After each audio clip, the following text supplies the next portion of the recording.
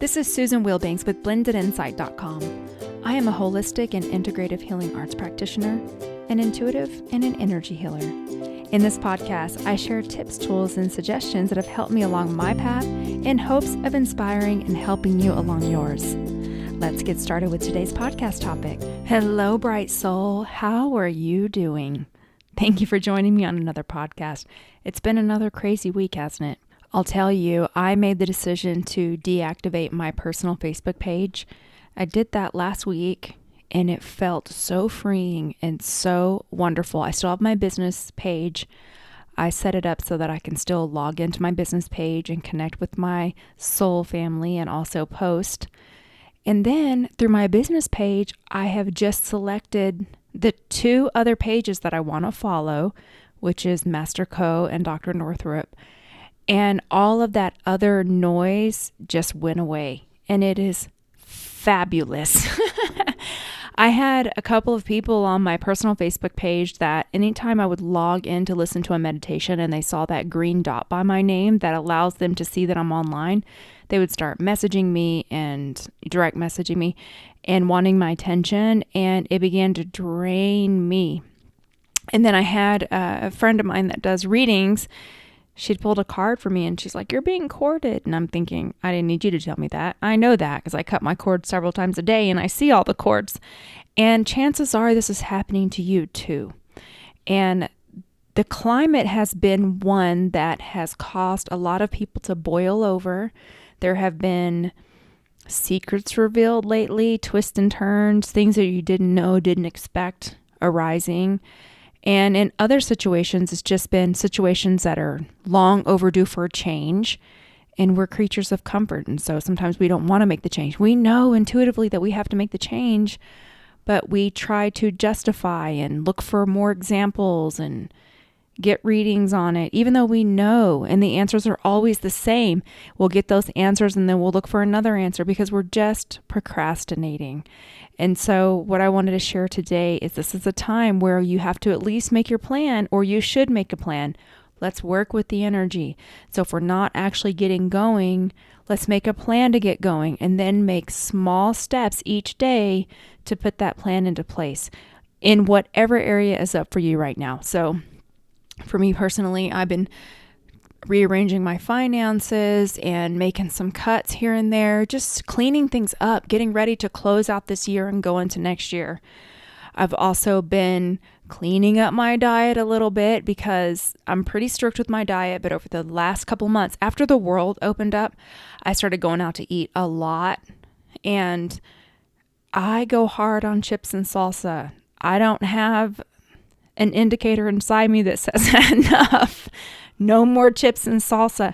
I will eat them. I will literally just unconsciously eat chips and salsa if they're in front of me. And I started noticing I'm putting on a little bit of weight.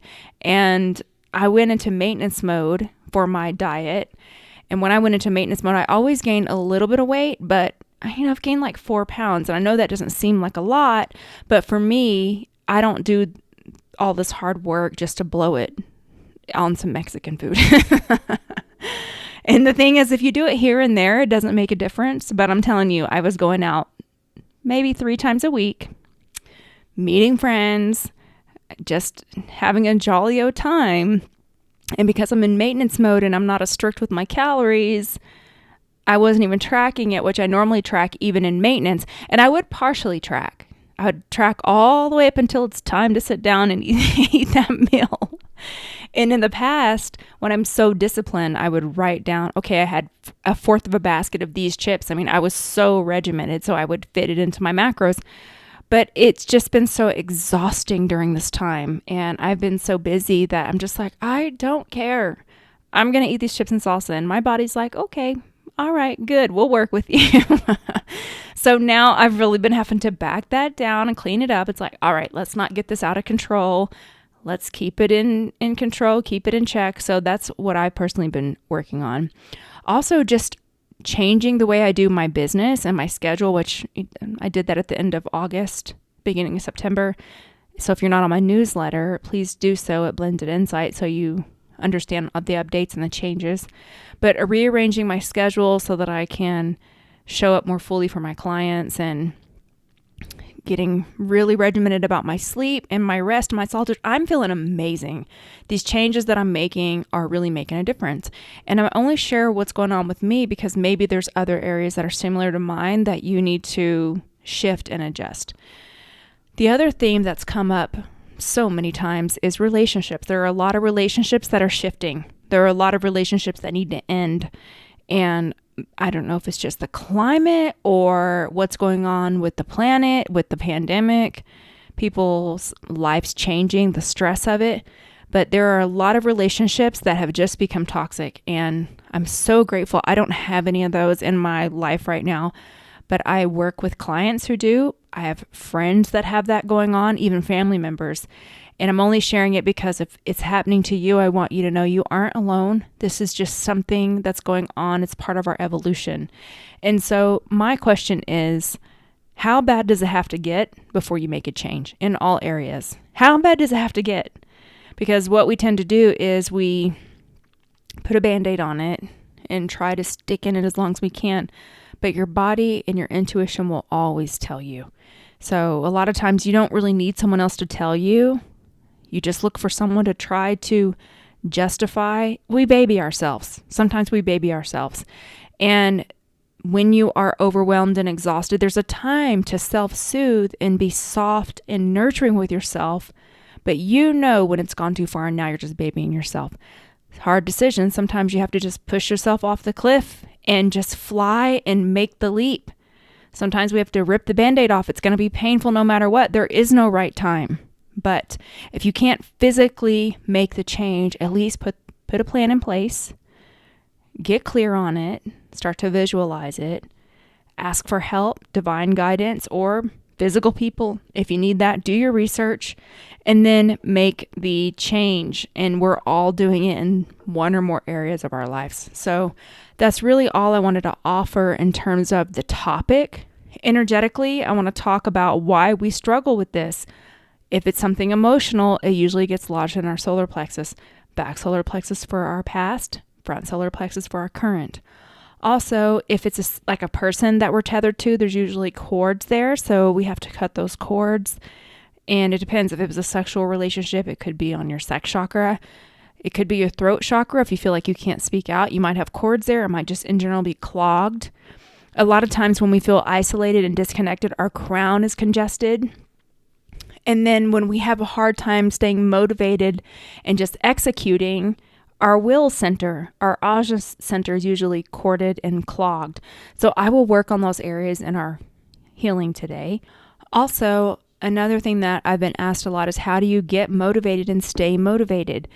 There isn't really an easy way. Of course, from an energy healing perspective, when your energy body is completely clean and clear, you've had a private energy healing session, anybody who has ever had one with a practitioner that resonates and has a clean channel and it can actually do that work for you, a good energy healing session, you feel like you can conquer the world when you're done because you're so clean and your aura is so bright.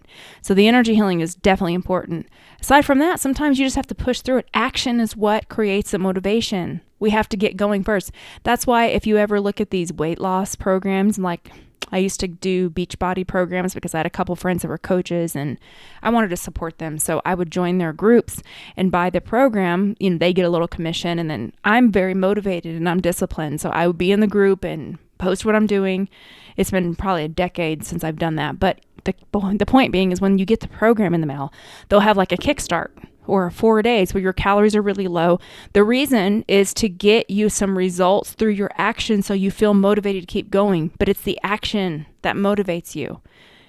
Ideally, we want to be inspired to take the action, and then the action gives us motivation, and then we get inspired, and it's cyclical, but action cures despair. You've got to get going in some way. So that's why if you can't physically make the moves, if you just actually make a plan and start doing small action steps, whether it's visualization or researching on the internet or telling a friend, telling someone to help hold you accountable can really help. Sometimes we don't like it because it's like, hey, I didn't tell you that. It's for you to hold it over my head, but it can help. And this is a time where lots of things are changing and shifting and we're just in it, and it's time to just flow with it, trust the process, And let's face it, a lot of these things are things that we already knew that we needed to make a shift in. Sometimes we just wait, we hold on until the very last second, and then there's nothing left, and we have to make the change. I remember Oprah years ago saying that, first you get the whispers and then you get the hammer. We all know when our intuition is speaking to us. And so it's up to you, but my suggestion, what I'm offering to you, what I'm doing, what I see others doing to work with this energy is just making the plan and realizing it's tough. This is a challenging time, and it likely will not get easier until we begin to take those action steps. And even when a situation is hard, when you start moving and creating and just starting toward that change, there is a sense of relief. The anxiety is gone. You've ripped the Band-Aid off. Everything is out in the open. These are your intentions. These are your plans. It's hard, but at least you don't have the underlying alerts and warnings saying you need to make this change. You need to make this change. Now it's like, okay, I'm in the change now. I'm making the change. So yes, it's tough, but you'll get through it just like you've gotten through so many other things. You can do it. If you couldn't do it, you wouldn't be experiencing it. We don't ever get anything more than we can handle. And I know when we're going through hard times, we don't want to hear that. Don't rah-rah me. Don't pep talk me. I'm having a hard time. I get it. I've been there too. Recently, I've even been there like, geez, this is hard. This stinks. And so I've shared in previous podcasts, when you're on the higher road, sometimes you can even get weary with that. Like, dang, I wish I didn't know the information I know. But now that I know it, I'm held to this accountability level because the guides know you know now. So when you're a kindergartner, you get away with more than when you're, a graduate student. That's just the way it is. And so you're held to that higher standard. That's you and that's me. But hey, would you really want to go back? I mean, sometimes I feel like, man, wouldn't it be nice to just be numbed out and ignorant like a lot of the world because they just don't know this information. But then I think, no, it wouldn't be, because I really want to help and serve. And I'm really thankful for all these tools. I'm better for it. I'm a changed person. I'm always changing. I'm in the process of growth and change, always just like you. And we'll get through it. So let's go into a healing. And I will work on your solar plexus. I'll work on your throat. I will cut cords, and we'll work on your Ajna chakra. So you can go ahead and uncross your arms and legs. Start to get ready to receive the healing.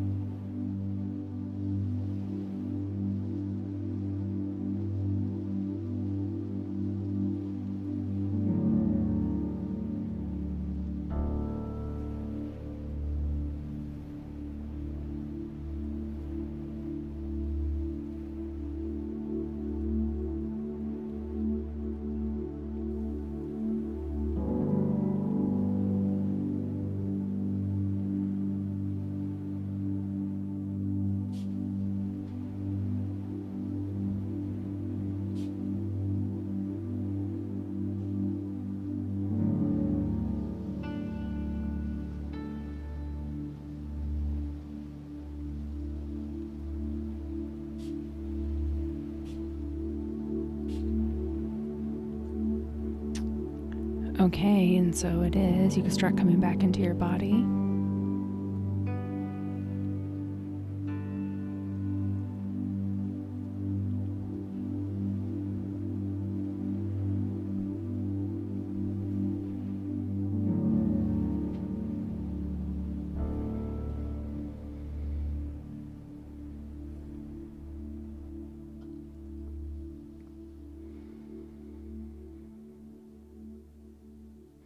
I appreciate you. I want you to know that.